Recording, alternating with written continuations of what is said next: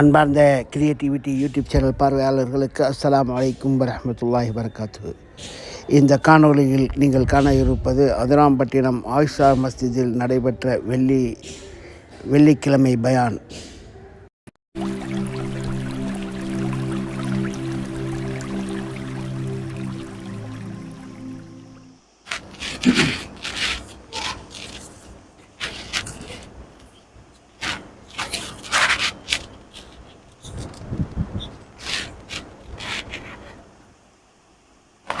السلام عليكم ورحمة الله تعالى وبركاته.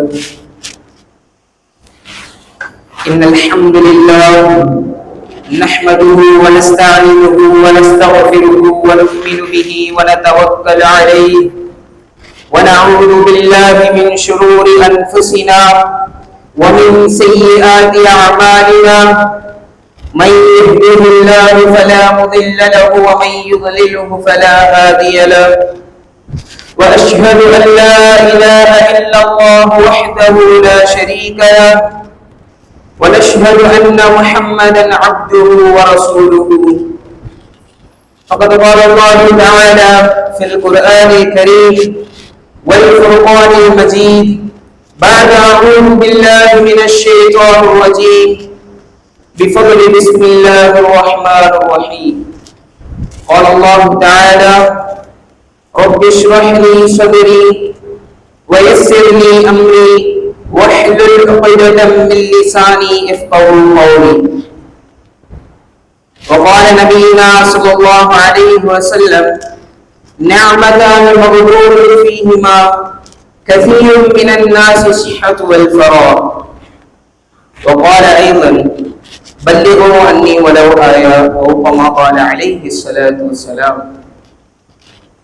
நிறைவே வாழ்வழித்து நெடுநிலத்தை காத்து நிற்கும் மறையளித்த மன்னவா, புகழ் அனைத்தும் உனக்கே உண்டாகட்டுமாக.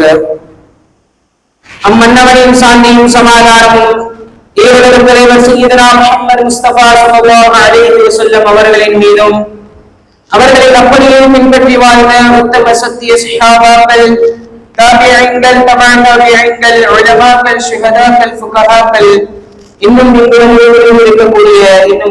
இருக்கக்கூடிய நம்மவர்கள் அனைவரின் மீதும் அல்லாஹ்வினுடைய சாந்தியும் சமாதானமும் என்றென்றும் குன்றாமல் நின்று நிலவட்டுமாக. ஆமீன். கண்ணியத்திற்குரிய அல்லாஹ்வின் நல்லடியார்களே, அல்லாஹ் தஆலா இந்த மனிதனை படைத்தது மட்டுமல்லாமல் அவனுக்கு பலவித வழிகளில் அல்லாஹ் தஆலா என்ன செய்திருக்கின்றான், வெகுமதிகளை வழங்கி இருக்கின்றான். அல்லாஹ் தஆலா இந்த மனுஷனை படைச்சது மட்டுமல்லாம அந்த மனிதனுக்கு எது எது தேவை என்பதை குறித்து ஒவ்வொரு விஷயத்திலும் அல்லாஹ் தஆலா அவருடைய அருள்முறைகளையும் வழங்கி இருக்கின்றான், அவருடைய வெகுமதிகளையும் அல்லாஹ் தஆலா என்ன செய்திருக்கின்றான், வழங்கி இருக்கின்றான். நபிகள் பெருமானார் ஸல்லல்லாஹு அலைஹி வஸல்லம் அவங்க சஹாபாக்கள் அதிகமா சொல்லுவாங்களாம். சஹாபாக்கள் அதிகமாக சொல்லக்கூடிய ஒரு விஷயம் என்னவென்று சொன்னால், நீங்கள் அல்லாஹ்விடத்தில் ஈமானுக்கு அடுத்ததாக நீங்கள் அல்லாஹ்விடத்தில் அதிகமாக கேட்கக்கூடிய ஒரு அருள்கொடை என்னவென்று தெரியுமா? ஆஃபியத்தை அதிகமாக கேளுங்கள் என்பதாக நபிகள் பெருமானார் ஸல்லல்லாஹு அலைஹி வஸல்லம் சஹாபாக்களுக்கு சொல்லி காண்பித்தார்கள். இன்று நாம் சிந்திக்க வேண்டும், அல்லாஹ் தஆலா ஒரு மனிதனை எந்த அளவிற்கு அவன் ஆஃபியத்தாக வைத்திருக்கிறான் என்பதை ஒரு மனிதன் அறிந்து விட்டான் என்று சொன்னால் அவன் காலம் முழுவதும் அவன் சொர்க்கத்திற்கு தேவையான அத்தனை அமல்களையும் செய்ய ஆரம்பித்து விடுவான். ஒரு காஃபிருக்கு என்ன செய்யப்படுது? இதுதான் அல்லாஹ்வுடைய அருள்கொடை, இதை செய்தால் இந்த ஆஃபியத்தின் காரணமாக நீ சுவனம் செல்லப்படுவாய் என்பதாக அந்த காஃபிருக்கு இந்த விஷயம் தெரிஞ்சிருச்சுன்னு சொன்னா அவன் என்ன செய்ய மாட்டான், நரகத்தை பற்றி யோசிக்கக்கூடிய அந்த சிந்தனை அவன் எடுத்துக் கொண்டார். நரகத்தை பற்றி பயந்து கொண்டே இருக்கக்கூடியவனாக அந்த மனிதன் மாறிவிடுவார். அனுதினமும் அல்லாஹ்வுடைய ரசூலுடைய பேச்சுக்கு கட்டப்பட்டவர்களாக அல்லாஹ்வுடைய ஈமானை முழுமையாக பின்பற்றக்கூடியவனாக அந்த மனிதன் என்ன செய்வான், மாறிடுவான் என்பதாக குறிப்பிடப்படுகின்றது.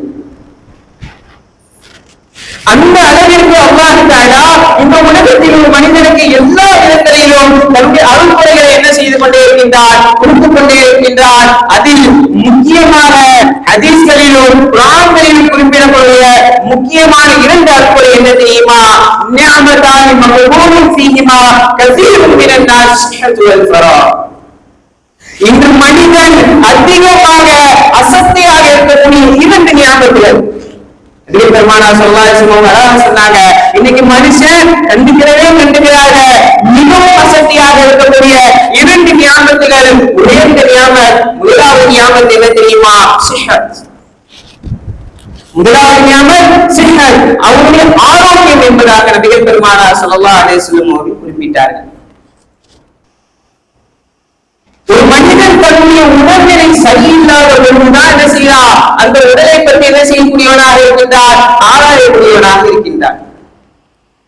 இத்தனை காலங்கள் தன்னுடைய உடல் சரியாக இருக்கக்கூடிய ஒவ்வொரு நாட்களையும் அவன் என்ன செய்து கொண்டிருக்கின்றான்? தன்னுடைய உலக தேவையின் காரணமாக இந்த உலகத்திற்கு தேவைப்படக்கூடிய அத்தனை விஷயங்களிலும் ஈடுபட்டு வருகின்றார். ஆனால் எப்பொழுது அல்லாஹ் தஆலா அந்த சுகத்தை தன்னின்பால் எடுத்துக் கொள்கின்றாரோ அப்பொழுது என்ன செய்கின்றான்? அமலின் பக்கம் ஈடுபடுகின்றான். ஆனால் இங்கு நாம் சிந்திக்க வேண்டும், அல்லாஹ் தஆலா இத்தனை காலங்கள் நம்மளை என்ன செய்திருக்கின்றார்? சுகமாக வைத்திருந்தார் என்பதாக நாம் எண்ணி அதன்படி அமல் செய்திருந்தோம் என்று சொன்னால் ஏன் இந்த அவலநிலை என்பதை நாம் சற்று சிந்திக்க கடமைப்பட்டுள்ளோம். இதை குறிப்பிடாத நபிகள் பெருமானார் ஸல்லல்லாஹு அலைஹி வஸல்லம் அவர்கள் கூறினார்கள், அல்லாஹ் தஆலா மனிதனுக்கு, குறிப்பிட்ட மனிதர்களுக்கு கொடுக்கக்கூடிய, அதுவும் குறிப்பாக முஸ்லிம்களாக உம்மத்தை முஹம்மதியாவாக பிறக்க செய்த நம்முடைய உம்மத்திற்கு கொடுக்கப்பட்ட மிக பெரும் ஒரு முதல் நியாமத் என்னவென்று தெரியுமா? இந்த ஈமானுடைய நியாமத். இந்த ஈமானுடைய நியாமத் லா இலாஹ இல்லல்லாஹ் முஹம்மது ரசூலுல்லாஹ் என்று சொல்லப்படக்கூடிய அந்த கலிமாவினுடைய நியாமத் அல்லாஹ் தஆலா நமக்கு கொடுத்திருக்கக்கூடிய மிக பெரும் முதலாவது நியாமத்தாக இருக்கின்றது. அடுத்ததாக நபிகள் பெருமானார் ஸல்லல்லாஹு அலைஹி வஸல்லம் அவர்கள் கூறினார்கள், நீங்கள் ஆஃபியத்தை அதிகமாக தேடிக் கொள்ளுங்கள், அதுதான் அல்லாஹ்விடத்தில் சிறந்த நியாமத்தாக கருதப்படுகின்றது. இன்று மக்களுக்கு அல்லாஹ் தஆலா கொடுத்திருக்கக்கூடிய ஒரு மிகப்பெரிய நியாமத்துகளில் ஒரு நியாமத் என்பதாக நபிகள் பெருமானார் ஸல்லல்லாஹு அலைஹி வஸல்லம் அவர்கள் கூறினார். நாம் சிந்திக்க வேண்டும். நாம் யோசித்தோம் என்று சொன்னால் இத்தனை காலங்கள் நாம் அமல் செய்திருக்கின்றோம், அதற்கு தகுந்தாறு போல் அல்லாஹ் தஆலா நமக்கு எவ்வளவு அருள்களை கொடுத்துக் கொண்டிருக்கின்றார் என்பதை நாம் சிந்திக்க வேண்டும். ஒண்ணுமே இல்லை, நமக்கு அல்லாஹ் தஆலா அழகான முறையில கண்ணை கொடுத்திருக்கான். அந்த கண்ணுக்குள்ளால் பார்க்கக்கூடிய சக்தியை கொடுத்திருக்கான். அந்த கண்ணால இந்த கலன்களை உணரக்கூடிய சக்திகளை கொடுத்திருக்கா. அந்த கண்களால் எழுத்துக்களை உச்சரிக்கக்கூடிய சக்தியை கொடுத்திருக்கா. அந்த கண்களின் மூலமாக நல்லது எது தீயது என்று பிரித்து காட்டக்கூடிய அந்த தன்மையை கொடுத்திருக்கா. இத்துணை தன்மைகளை கொடுத்தது மட்டுமல்லாமல் இன்னைக்கும் ஆய்வாளர்களாக இன்று ஆய்வு செய்தவர்களாக இன்னைக்கு கணிக்கப்படுது. இந்த கண்களை போன்று எந்த ஒரு மெகா பிக்சல் வெளியில வரல.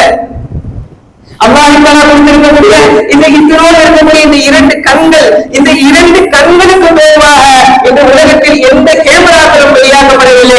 அப்படிப்பட்ட அளவான 2 கண்களை அல்லாஹ் தஆலா கொடுத்து இந்த மனிதனை செல்வ செழிப்புடன் வாழ செய்திருக்கிறார் என்று சொன்னால் அவன் கொடுத்திருக்கக்கூடிய இந்த ஞானத்துகளுக்கு நாம் என்ன செய்ய போகிறோம்?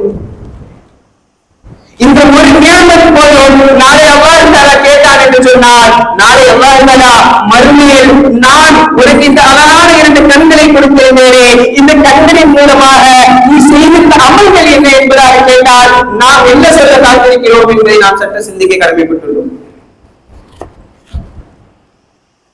வெறும் கண்கள் மட்டும் கிடையாது. இன்னைக்கு ஒரு மனிதன் தன்னுடைய வாழ்நாளில் அடுத்த பகுதிக்கு செல்கிறான் என்று சொன்னால் அது அவனுடைய செல்வமாக தான் கருதப்படுகின்றது. ஒரு வயசு வரைக்கும் என்ன செஞ்சுவான்? எந்த ஒரு வேலையும் கிடையாது, எந்த ஒரு செல்வமும் கிடையாது, எந்த ஒரு சம்பாத்தியமும் கிடையாது என்பதாக வாழ்ந்திருப்பான். ஒரு கட்டத்திற்கு மேலாக தன்னுடைய படிப்பிற்கு அடுத்தபடியாக, தன்னுடைய நிக்காவிற்கு அடுத்தபடியாக, தன்னுடைய வாழ்க்கையுடைய அடுத்த கட்டமாக அவன் சொல்லக்கூடிய விஷயம் என்னவென்று சொன்னால் செல்வம்.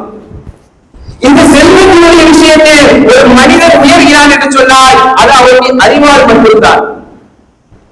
அந்த அறிவினை அல்லாஹ் தஆலா இவ்வாறு நீ செய்திருந்தால் இதன் வழியாக நான் உனக்கு செல்வத்தை தருகின்றேன், இத்தனை அமல்களை நீ செய்திருந்தால் இதன் வழியாக உனக்கு செல்வம் வந்து கொண்டே இருக்கும் என்பதாக அந்த மூளைக்கு கொடுக்கக்கூடிய அந்த சிந்தனை எவ்வளவு பெரிய என்பதை நாம் சற்று சிந்திக்க கடமைப்பட்டுள்ளோம். சொல்லுங்கள், தான் சிந்திக்கக்கூடிய ஒரு சிறு சிந்தனையின் காரணமாக தன்னுடைய முழு வாழ்க்கையில் நாம் மாற்றிவிடுகிறோம் என்று சொன்னால் அந்த சிந்தனைக்கு அல்லாஹ் தஆலா கொடுத்திருக்கக்கூடிய ஆற்றல் எந்த மனிதனால் கொடுக்க முடியும்? அப்படிப்பட்ட ஒரு அருள்படைக்கு நாம் நாம் என்ன பதில் சொல்ல இருக்கின்றோம்? அல்லாஹ் தஆலா எல்லா விஷயங்களையும் நாளை கேட்பா. நம்ம ஒவ்வொரு ஹதீஸ்களையும் பார்க்கிறோம். நாளைக்கு கியாமத்தின் நாளுடைய பொழுது அந்த சுடக்கூடிய அந்த நேரத்தில், அந்த சுடுகையில் நம்மை தாக்கிக் கொண்டிருக்கக்கூடிய அந்த நேரத்தில் தன்னுடைய கைகள் பேசும், தன்னுடைய கைகள் பேசும், தன்னுடைய கண்கள் பேசும். அல்லாஹ் தஆலா குர்ஆனில் தெளிவாக குறிப்பிடுகின்றார், கியாமத் நாளின் பொழுது உங்களுடைய வாய்களுக்கு பூட்டிடப்படும், உங்களுடைய வாய்களுக்கு பூட்டிடப்படும். அந்த வாய்கள் பூட்டப்பட்டு விட்டால் நாம் செய்யக்கூடிய, நாம் இப்போது செயல்படுத்திக் கொண்டிருக்கக்கூடிய நம்முடைய உறுப்புகள் மட்டும்தான் நாளை கியாமத்தில் பேசும். இந்த உறுப்புகள் நாளை அல்லாஹ்விடத்தில் நமக்கு தோல்வாக பேச வேண்டும் என்று சொன்னால், அல்லாஹ் கொடுத்திருக்கக்கூடிய இங்கு நமக்கு உறுப்புகளாக அல்லாஹ் தஆலா கொடுத்திருக்கக்கூடிய இந்த உறுப்புகளை நாம் நியாமத்தாக கருதி அதற்கு உண்டான ஹக்குகளை நாம் என்ன செய்ய வேண்டும்? இந்த உலகத்தில் சரி செய்ய வேண்டும். அல்லாஹ் தஆலா உறுப்பு சும்மா இருக்கிறதுல அந்த ஒவ்வொரு உறுப்புக்கும் செய்யக்கூடிய ஹக்குகளும் ஒவ்வொரு விஷயங்கள் இருக்கின்றது. கண்களுக்கு உண்டான ஹக்கு, அதற்கு உண்டான ஓய்வுடைய நேரத்தை கொடுக்க வேண்டும். நாவிற்கு உண்டான ஹக்கு அதனுடைய சரியான கட்டுப்பாட்டில் வைத்து சொல்ல வேண்டும். இவ்வாறு ஒவ்வொரு உறுப்புகளுக்கும் கைகளுக்கு உண்டான ஹக்கு என்ன தெரியுமா? எந்த ஒரு நபரையும், நீங்கள் எந்த ஒரு நபர்களையும் ஈமானை ஏற்றுக்கொண்ட ஒவ்வொரு நபர்களையும் உங்களுடைய கைகளால் நீங்கள் துன்புறுத்தார்கள் என்பதாக ஸல்லல்லாஹு அலைஹி வஸல்லம் கூறியிருக்கிறார்கள். இதுதான் கைகளுக்கு நபிகள் பெருமானார் ஸல்லல்லாஹு அலைஹி வஸல்லம் அவர்கள் அல்லாஹ்வின் மூலியமாக கொடுத்த ஹக். இதே போன்று ஒவ்வொரு உறுப்புகளுக்கும் அல்லாஹ் தஆலா ஒவ்வொரு ஹக்குகளை கொடுத்திருக்கின்றார். இந்த ஹக்குகள் எப்பொழுது சரியாக இருக்கும் என்று சொன்னால், எப்பொழுது மனிதன் ஆரோக்கியமாக இருக்கின்றாரோ அப்பொழுதுதான் இதனுடைய செயல்கள் என்ன செய்ய வேண்டும்? சரியான முறையில் நாம் செயல்படுத்த முடியும். அப்பொழுது நாம் என்ன கேட்க வேண்டும்? அல்லாஹ்விடத்தில் அல்லாஹும்ம இன்னா நஸ்அலுக இல்மன் நாஃபிஆ வ ரிஸ்கன் வாசிஆ வ ஹலாலன் தய்யிபா வ ஷிஃபாஅன் மின் குல்லி தா என்பதாக எல்லா சூழ்நிலைகளிலும் நாம் அல்லாஹ்விடத்தில் தன்னுடைய உடலுக்கு உண்டான ஷிஃபாக்களை கேட்க வேண்டும். தங்களுக்கு உடலுக்கு உண்டான ஆஃபியத்துகளை என்ன செய்ய வேண்டும்? கேட்டுக்கொண்டே இருக்க வேண்டும். ஒரு முறை அப்பாஸ் ரலியல்லாஹு அன்ஹு அவர்கள் நபி ஸல்லல்லாஹு அலைஹி வஸல்லம் கிட்ட வராங்க. யா ரசூலல்லாஹ், துஆக்களே ஒரு சிறந்த துஆ, நான் கேட்கக்கூடிய துஆ என்ன செய்யணும்? அல்லாஹ் ஒரு கம்பீரமா இருக்கணும், ஒரு கச்சிதமா இருக்கணும், நறுக்கு நாலு வார்த்தை கேட்போம் அப்படிங்கிற மாதிரி சொல்றாங்க இல்லையா? அதே மாதிரி நான் கேட்கக்கூடிய துஆக்களில் நறுக்கு என்பதாக ஒரு துஆ எனக்கு செய்தார் என்றார் ஹதீஸ் நபிகளில் தெளிவாக குறிப்பிடப்படுகிறது. இந்த மாதிரி என்ன செய்யுங்க, ஒரு ஒரு உறுதியான துஆ எனக்கு சொல்லித்தாங்க யா ரசூலுல்லாஹ் என்பதாக அப்பாஸ் ரலியல்லாஹு அன்ஹு நபி ஸல்லல்லாஹு அலைஹி வஸல்லம் கேட்கிறாங்க. அப்ப நபி ஸல்லல்லாஹு அலைஹி வஸல்லம் சொன்னாங்க, நீங்க போய் அல்லாஹ் இடத்துல ஆஃபியத்தை தேடுங்க என்பதாக போய் அனுப்பிட்டாங்க. ஒண்ணுமே சொல்லல, நீங்க இப்படி செய்யுங்க அப்படி செய்யுங்க அது எதுவுமே சொல்லல. அப்ப நபி ஸல்லல்லாஹு அலைஹி வஸல்லம் சொன்னாங்க, நீங்க ஆஃபியத்தை தேடுங்க என்பதாக அல்லாஹ் இடத்துல ஆஃபியத்தை தேடுங்க என்பதாக சொல்லி அனுப்பிட்டாங்க. அப்ப அப்பாஸ் ரலியல்லாஹு அன்ஹு போறாங்க. கொஞ்ச நாள் கழிச்சு திருப்பி வராங்க. யாரும் சொல்லல, எனக்கு பத்தாது. யாரும் சொல்லலாம், இந்த துஆ எனக்கு பத்தாது, எனக்கு இன்னும் என்ன செய்யுங்க, இன்னும் அதிகமான துஆ எனக்கு சொல்லித்தாங்க சொல்லும்போது, அப்ப நபிகள் பெருமானார் ஸல்லல்லாஹு அலைஹி வஸல்லம் அவர்கள் மீண்டும் கூறினார்கள், நீங்கள் ஆஃபியத்தை தேடிக் கொள்ளுங்கள் என்பதாக நபிகள் பெருமானார் ஸல்லல்லாஹு அலைஹி வஸல்லம் அவர்கள் மறுமுறையும் கூறி அனுப்பிவிட்டார்கள். இந்த சூழ்நிலையை நாம் சிந்திக்க வேண்டிய விஷயம் என்னவென்று சொன்னால், 2 முறையும் நபிகள் பெருமானார் ஸல்லல்லாஹு அலைஹி வஸல்லம் ஒரே பதிலை கூறியிருக்கிறார்கள் என்று சொன்னால், அந்த ஆஃபியத்திற்கு நபிகள் பெருமானார் ஸல்லல்லாஹு அலைஹி வஸல்லம் எந்த அளவிற்கு முக்கியத்துவம் கொடுத்திருப்பார்கள் என்பதை நாம் சற்று சிந்திக்க கடமைப்பட்டுள்ளோம். அழகாக சொல்லுவாங்க, ஒரு மனுஷனுக்கு வலியும் வேதனையும் அவனுக்கு வரும் பொழுதுதான் தெரியும். அதே போன்றுதான் அந்த ஆஃபியத் நம்மளை விட்டு எப்பொழுது செல்லுகிறதோ அப்பொழுதுதான் தெரியும் அதனுடைய அருமை. நான் அல்லாஹ்விடத்தை கேட்டிருக்க கூடாதா? இதற்கு முன்னால் நான் அல்லாஹ்விடத்தை கையேந்திருக்க கூடாதா? என்னுடைய ஆஃபியத்துடைய இல்லாத சூழ்நிலையில் நாம் அல்லாஹ்விடத்தை கேட்டால் அல்லாஹ்வின் துஆ நம்முடைய துஆ எந்த அளவிற்கு அல்லாஹ்விடத்தில் செல்லும் என்பதை நாம் சற்று சிந்திக்க கடமைப்பட்டுள்ளோம். நம்ம தமிழ் அழகா சொல்லுவாங்க, கண்ணு தெரியாதவனே கேளுங்க, கண்ணுக்கு உண்டான அருமை தெரியும் என்பதா சொல்லுவாங்க. அது சொல்வதற்கு உண்டான காரணம் என்னவென்று தெரியுமா? இத்துணை காலங்கள் நாம் இந்த கண்களை வைத்துக் கொண்டு அழகான உறுப்புகளை வைத்துக் கொண்டு வாழ்ந்து கொண்டிருக்கின்றோம். ஆனால் இந்த உறுப்புகள் என்ற வேறும் கேட்கும் பொழுதுதான் தெரியும், ஒவ்வொரு நிமிடமும் ஒவ்வொரு நேரமும் ஒவ்வொருவரையும் வரக்கூடிய வாயிலிருந்து வரக்கூடிய அந்த வார்த்தைகளின் தாக்கத்தினாலும் ஒவ்வொரு சூழ்நிலைகளிலும் அவர்கள் படக்கூடிய அந்த கஷ்டம் அவர்களுக்கு மட்டும்தான் தெரியும் என்பதை குறித்துதான் இதே போன்று என்ன செய்வார்கள், கூறுவார்கள். கண்ணியத்திற்குரியவர்களே, நாம் சற்று சிந்திக்க கடமைப்பட்டிருக்கின்றோம். அல்லாஹ் நமக்கு பலவிதமான ஞாபகங்களை கொடுத்திருக்கின்றார். நம்முடைய வாழ்நாள் முழுவதும் நம்முடைய உடலுக்காக நாம் அமல் செய்தோம் என்று சொன்னால் அத்துணை அமல்களும் ஈடாகுமா என்பது தெரியாது. எல்லா வகையும் நம்ம சிந்திச்சு பார்க்கிறோம். நம்ம சாப்பிடக்கூடிய உணவு வேற ஒரு வாய் வழியாக செல்கிறது, வேறு ஒரு வழியாக வெளியாகிறது. கண்ணியத்திற்குள்ளே அவ்வளவு அழகான முறையில் எந்த ஒரு சிரமமும் இல்லாமல், எந்த ஒரு கஷ்டமும் இல்லாமல் லேசாக அல்லாஹ் நமக்கு கொடுத்திருக்கிறான் என்று சொன்னால் நாம் எந்த அளவுக்கு அல்லாஹ்வுக்கு நன்றி செலுத்தக்கூடிய நல்லடியார்களாக மாற வேண்டும் என்பதை நாம் சற்று சிந்திக்க கடமைப்பட்டுள்ளோம். நன்றி செலுத்தினதுனா என்னங்க? ஒவ்வொரு தொழிலும் ஓடுவதோ, ஒவ்வொரு இபாதத்து ஓடுவதோ, ஒவ்வொரு குர்ஆன் எடுத்து ஓடுவதோ, ஒவ்வொரு ஹதீஸ் சொல்வதோ என்பது கிடையாது. நீங்கள் அல்லாஹ்வினுடைய எண்ணத்தின்பால் ஒரு பாதை கிடக்கக்கூடிய ஒரு முன்னை எடுத்து ஓரமாக வைத்தாலும் அதுவும் சதகா தான். அதுவும் நீங்க செய்யக்கூடிய நன்றிதான். நீங்கள் எதை கொண்டு எடுக்கிறீர்களோ அந்த கருத்திற்கு செய்யக்கூடிய நன்மை நாளை இந்த கரம் சொல்லும், அல்லாஹ்விற்கு நாளை மறுமையில் சொல்லும், யா அல்லாஹ் இந்த பாதையில் நடக்கக்கூடிய இந்த துன்பத்தை அந்த மனிதர் என்ன செய்தார், எந்த ஒரு மக்களோடு இடைவெளி இல்லாமல் நகர்த்தி விட்டார் என்பதாக இந்த கை என்ன செய்யும், நாளை அல்லாஹ்விடத்தில் வாழாது. இப்படியாகத்தான் நாம் என்ன செய்ய வேண்டும், நம்முடைய ஒவ்வொரு அமல்களையும் சரியான முறையில் சரி செய்தோம் என்று சொன்னால் நாம் கொடுக்கக்கூடிய நம்முடைய உறுப்பினருக்கு கொடுக்கக்கூடிய ஒவ்வொரு ஹக்குகளையும் நாம் நிறைவேற்றுவர்களாக ஆகிவிடும். நபிகள் பெருமானார் ஸல்லல்லாஹு அலைஹி வஸல்லம் அவர்கள் கூறினாங்க, அல்லாஹ் தஆலா அரிஷை உருவாக்கிட்டான். அரிஷை உருவாக்கி அதுல என்னென்ன வசனங்கள் அல்லாஹ் தஆலா எழுதணுமோ எல்லா விஷயங்களையும் அல்லாஹ் தஆலா அரிசில குறிப்பிட்டான். அரிசியில குறிப்பிட்ட பிறகு அல்லாஹ் தஆலா அந்த அரிசியில ஒரு முக்கியமான வார்த்தையை குறிப்பிட்டான். இது நபிகள் பெருமானார் ஸல்லல்லாஹு அலைஹி வஸல்லம் அவங்க பார்க்கறாங்க. பார்த்துட்டு சஹாபாக்கள்கிட்ட சொல்றாங்க, அல்லாஹ்வுடைய அரிசியை நான் பார்க்கும் பொழுது அதில் ஒரு வார்த்தை எழுதப்பட்டிருந்தது, என்னவென்று தெரியுமா? இன்ன ரஹ்மத ரப்பி சயபகா சபகத் வலவி என்பதாக கூறப்பட்டிருக்கின்றது. இன்ன ரஹ்மத சபகத் வலவி என்பதாக கூறப்பட்டிருக்கின்றது. என்னவென்று தெரியுமா?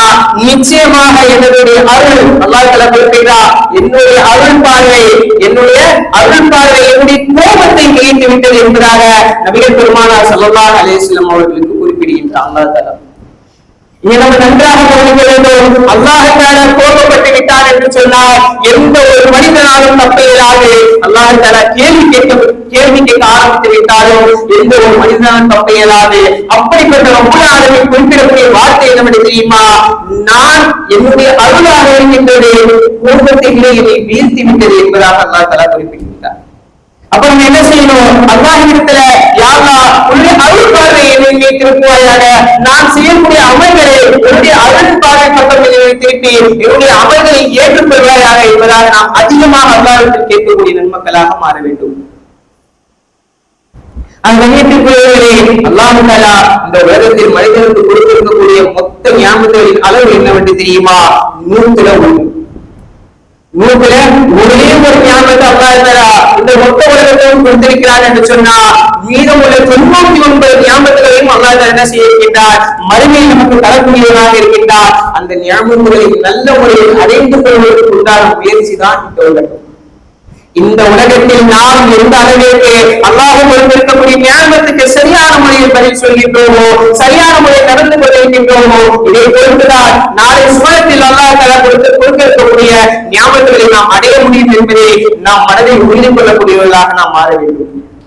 ஆக கண்ணியத்திற்குரியவர்களே, அல்லாஹ் தஆலா ஞாபகங்களை கொடுத்துக் கொண்டே இருப்பார். இந்த உலகம் அழியும் வரை அத்தனை நபர்கள் யார் யாரெல்லாம் வாழ்ந்து கொண்டிருக்கின்றார்களோ அத்தனை நபர்களுக்கு ஞாபகங்களை கொடுத்துக் கொண்டேதான் இருப்பார். இந்த ஞாபகங்களுக்கு சரியான முறையில் பதில் செஞ்சு சரியான முறையில் அந்த ஞாபகத்துக்கு உண்டான பூரணத்தை நிரப்பமாக முடித்துவிட்டு இந்த உலகத்தை விட்டு திரும்பி செல்லக்கூடிய பாக்கியத்தை அல்லாஹ் தஆலா நம் அனைவருக்கும் தந்தருள் புரிவானாக. மேலும் அல்லாஹ் தஆலா இத்தனை காலங்கள் நமக்கு எந்தெந்த ஞாபகங்களை சிறப்பாக ஆக்கி வைத்தானோ அதே போன்று நாம் 3ஆம் காலம் வரையிலும் அல்லாஹ் தஆலா இந்த ஞாபகத்தை சிறப்பாக நமக்கு தந்தருள் புரிவானாக கூறி எனது உரைக்கு திரையிடுகின்றேன். வஆகிரு தஅவாஹும் அனில் ஹம்துலில்லாஹி ரப்பில் ஆலமீன். அஸ்ஸலாமு அலைக்கும் வரஹ்மத்துல்லாஹி வபரகாத்துஹு.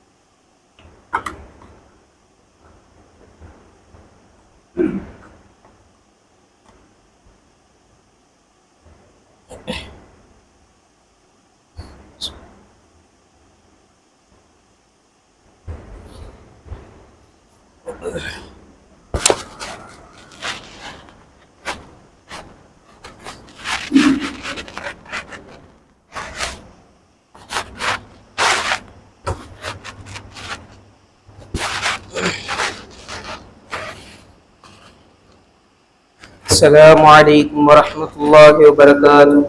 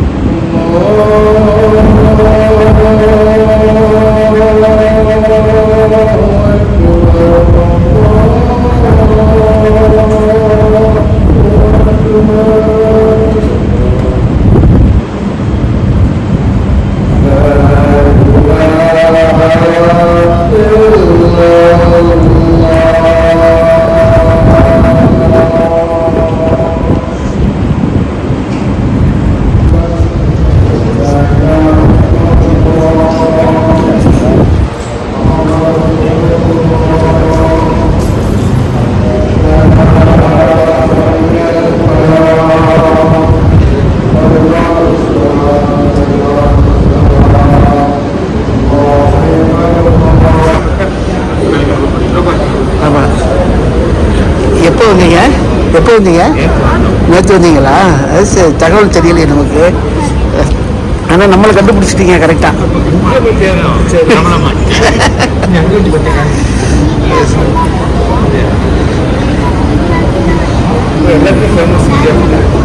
என் பேர் எங்க?